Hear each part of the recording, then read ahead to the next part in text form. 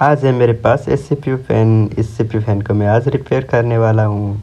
बहुत स्लो भी चलता है और फिर 12 वोल्ट से भी चलता है, इसलिए मैं इसे 6 वोल्ट से चलने वाला बनाऊँगा और फिर मोटर अपग्रेड करूँगा, स्पीड भी इंक्रीज़ करूँगा। बहुत ही स्लो चल रहा है। चैनल पे नए हो तो लाइक एंड सब्सक्राइब कर देना गाइस।